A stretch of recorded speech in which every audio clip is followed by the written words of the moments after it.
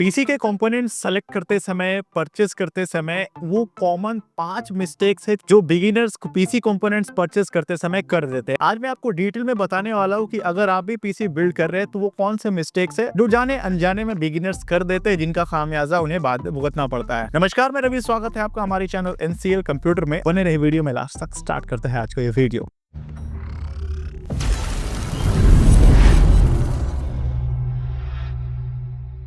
सबसे पहला mistakes beginner ये कर देते हैं कि जब भी पीसी बिल्ड करते हैं वो सीपीयू और जीपीयू जो मेन होता है कंप्यूटर में वो डिसाइड करते हैं, बाकी कंपोनेंट्स में उतना दिमाग लगाते ही नहीं, जिनकी वजह से सबसे बड़ा नुकसान उनको देखना पड़ता है। पीसी में जितने भी कंपोनेंट्स होते हैं एक टीम की तरह परफॉर्म करते हैं। ऐसा बिल्कुल भी नहीं है कि पूरे पीसी में आप केवल प्रोसेसर बढ़िया रखते हैं तो परफॉर्मेंस बढ़िया मिलेगा, और ऐसा भी नहीं होता है कि पूरे पीसी में अगर आप ग्राफिक्स कार्ड हैवी लगा दिए, बहुत बढ़िया ग्राफिक्स कार्ड लगा दिए तो परफॉर्मेंस भी बढ़िया मिलेगा। ऐसा भी नहीं होता है। जिस हिसाब से आप प्रोसेसर लेते हैं उसी के अकॉर्डिंग कंपोनेंट्स होना चाहिए। जिस हिसाब से आप ग्राफिक्स कार्ड लेते हैं उसी के अकॉर्डिंग सारा कंपोनेंट्स होना चाहिए, तभी आपको बेहतर परफॉर्मेंस और बेहतर आउटपुट मिलेगा। पीसी में सारे parts, CPU, motherboard, RAM, SSD, storage, power supply, सारा कंपोनेंट्स एक दूसरे के कंफर्टेबल होना चाहिए। यानी कि अगर आप कोई हैवी ग्राफिक्स कार्ड लगा रहे हैं तो आपको पावर सप्लाई भी उस हिसाब से अपने पीसी में इंस्टॉल करना होगा, मदरबोर्ड भी उस हिसाब से इंस्टॉल करना होगा, प्रोसेसर भी उस हिसाब से इंस्टॉल करना होगा, तभी आपको बेहतर आउटपुट, बेहतर परफॉर्मेंस मिलेगा। आप किसी ऑफलाइन स्टोर में या ऑनलाइन परचेस कर रहे हैं, कहीं से भी आप पीसी के कंपोनेंट्स परचेस कर रहे हैं, तो ये सोचकर या ये बोलकर पीसी बिल्कुल ना बिल्ड करें कि मुझे ये ग्राफिक्स कार्ड चाहिए, इस मॉडल का चाहिए, इस ब्रांड का चाहिए और प्रोसेसर ये होना चाहिए। ऐसा बिल्कुल ना बोले। कंपोनेंट्स के अकॉर्डिंग थोड़ा बहुत रिसर्च आपको खुद से करना है कि किस कंपोनेंट्स में कौन सा मदरबोर्ड सही है या कौन से मदरबोर्ड के लिए कौन सा प्रोसेसर लेना बेस्ट है, कौन सा ग्राफिक्स कार्ड लेना बेस्ट है। इसके लिए थोड़ा बहुत रिसर्च करके आपको ऑफलाइन स्टोर जाना है या ऑनलाइन अगर आप पार्ट्स परचेस कर रहे हैं तो वहां से भी आप कर सकते हैं। दूसरा सबसे मेजर मिस्टेक्स बिगिनर ये करते हैं कि कंपोनेंट सेलेक्ट करते समय पावर सप्लाई में बिल्कुल भी ध्यान नहीं देते। आप मदरबोर्ड बढ़िया ले लेते हैं रिसर्च करके, आप प्रोसेसर बढ़िया ले लेते हैं, ग्राफिक्स कार्ड बढ़िया ले लेते हैं, रैम स्टोरेज भी आप पीसी में ऐड कर लेते हैं, लेकिन पावर सप्लाई की बारी आती है तो पावर सप्लाई आप वो ले लेते हैं जो दुकानदार आपको रिकमेंड कर देता है। 500 वाट है, 600 वाट है, 700 वाट है, जो बोलता है दुकानदार वो ले लेते हैं। या बजट नहीं होने की वजह से आप काफी अफोर्डेबल प्राइस में, काफी कम प्राइस में पावर सप्लाई अपने पीसी में लगा लेते हैं, जिसका खामियाजा आपके पीसी को भुगतना पड़ता है। आपके पीसी का परफॉर्मेंस काफी वीक हो जाता है, पीसी में शॉर्ट सर्किट का प्रॉब्लम आता है, पीसी में बूट फेलियर का इशू आता है, पीसी का ऑपरेटिंग सिस्टम क्रैश होता रहता है, पीसी बार बार रीस्टार्ट होता रहता है। इस तरह के कई सारे प्रॉब्लम्स देखने को मिलते हैं। कई बार मदरबोर्ड डैमेज कर देता है, कई बार पीसी में जितने भी कंपोनेंट्स लगे हुए उसको डैमेज कर देता है अगर आप गलत पावर सप्लाई अपने पीसी में इंस्टॉल कर लेते हैं। पीसी में पावर सप्लाई सबसे मेन रोल प्ले करता है, क्योंकि सारे पार्ट्स को पावर करंट सप्लाई करना उसी का काम होता है, जिसमें आप ध्यान नहीं देते, जिसके वजह से आपको कई सारे प्रॉब्लम्स को फेस करने पड़ते हैं। इसलिए पीसी जब भी बिल्ड करें, ध्यान रखिए अगर आप गेमिंग पीसी बिल्ड कर रहे हैं तो मिनिमम आपको 80+ ब्रोंज सर्टिफाइड पावर सप्लाई ही सेलेक्ट करना है।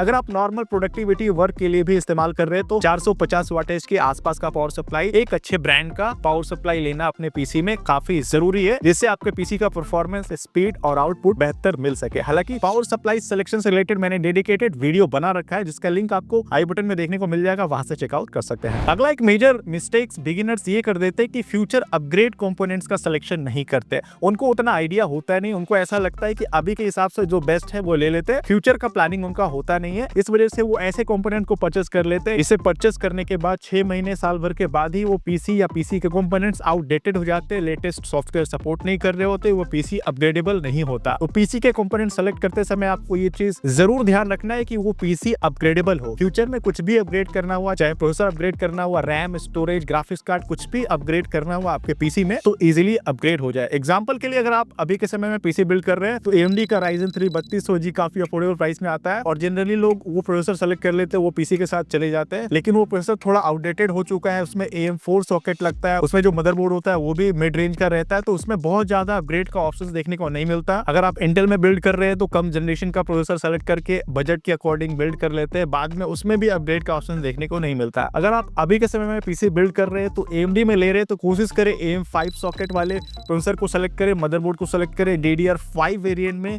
पीसी बिल्ड करें तो ज्यादा बेहतर है। अगर आप इंटेल में पीसी बिल्ड कर रहे हैं तो LGA 1700 वाले सॉकेट का सिलेक्शन करें, DDR5 वेरिएंट में पीसी बिल्ड करें तो ज्यादा बेहतर है, फ्यूचर रेडी पीसी बिल्ड होने वाला है, तो इसका आपको ध्यान रखना है पीसी बिल्ड करते समय। एक मिस्टेक्स बिगिनर्स ये भी करते हैं, जब रैम और स्टोरेज सेलेक्ट करने की बारी आती है तो उसमें भी वो बहुत ज्यादा दिमाग नहीं लगाते, बस जितना जीबी का चाहिए होता है उतना जीबी सेलेक्ट करके ले लेते हैं, ना कोई ब्रांड देखते हैं, ना स्पीड देखते हैं, ना परफॉर्मेंस देखते हैं और ना ही वेरिएंट देखते हैं। SSD में भी कई सारे वेरिएंट्स आते हैं, रैम में भी कई सारे वेरिएंट्स आते हैं, ब्रांड्स आते हैं और स्पीड्स आते हैं। इन सभी को देखते नहीं और डायरेक्टली ले लेते हैं। एग्जांपल के लिए अगर आपको पीसी में रैम लेना है तो 8 GB का रैम इंस्टॉल करा लेते हैं। 8 GB में भी कई सारे वेरिएंट्स आते हैं, DDR3 होता है, DDR4 होता है, DDR5 होता है, कई सारे वेरिएंट के रैम आते हैं, कई सारे ब्रांड्स के रैम आते हैं, मेगाहर्ट्ज के रैम आते हैं। तो इसका थोड़ा बहुत आपको नॉलेज होना चाहिए कि आपके पीसी में आपके नीड रिक्वायरमेंट के अकॉर्डिंग कौन सा रैम बेस्ट है। ना उनको पता होता है कि सिंगल चैनल रैम क्या होता है, डुअल चैनल रैम क्या होता है, कितने जीबी का रैम लेना बढ़िया होगा, कौन से ब्रांड का लेना रैम सही होगा, उतना आइडिया लगाते नहीं है। बस इतना जीबी का रैम लगवा लेना है, इतना जीबी का स्टोरेज, इतना जीबी का SSD लगा लेना है। ये मिस्टेक्स भी बिगिनर्स कर देते हैं, तो ये आपको नहीं करना। जब भी आप अपने पीसी में रैम लगाए, जैसा कि मैंने शुरू में ही बता दिया कि आप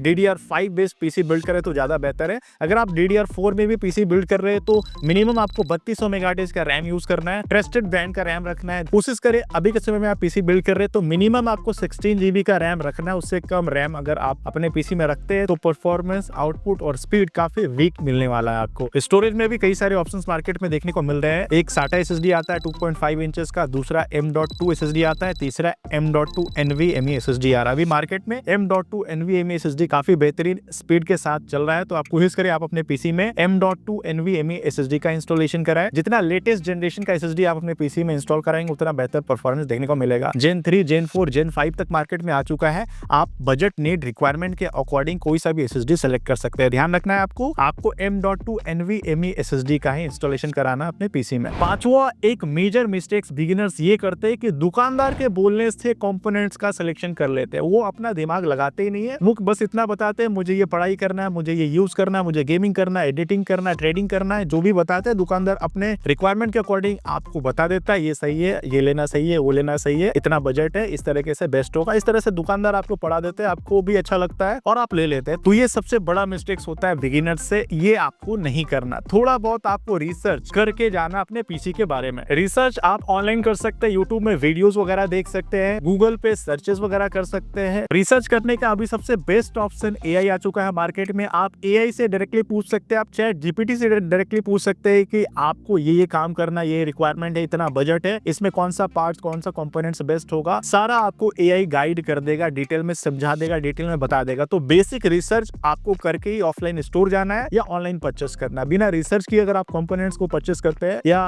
पीसी बिल्ड कराते हैं तो आपको कई सारे चैलेंजेस को देखना होगा, जो मैंने आपको पहले ही बता दिया। फ्यूचर अपग्रेड्स वाला दिक्कत आता है, गलत कंपोनेंट्स का सिलेक्शन हो जाता है, गलत ब्रांड्स का सिलेक्शन हो जाता है, दुकानदार आपको मैनिपुलेट कर देते हैं, गलत कंपोनेंट्स को रिकमेंड कर देते हैं। तो इसलिए ये सारा चीज ना हो तो आपको बेसिक रिसर्च करके जाना है। तो इन सभी बातों का ध्यान रख करके आप अपने पीसी बिल्ड के लिए बेहतर कंपोनेंट्स का सिलेक्शन कर सकते हैं। उम्मीद करता हूँ आज का ये इन्फॉर्मेशनल वीडियो आपके लिए काफी हेल्पफुल रहा होगा। अगर आपके मन में अभी कोई डाउट से कुछ पूछना चाहते हैं तो कमेंट बॉक्स में कमेंट करके जरूर बताएं। मिलते हैं अगले वीडियो में किसी नई टॉपिक के साथ।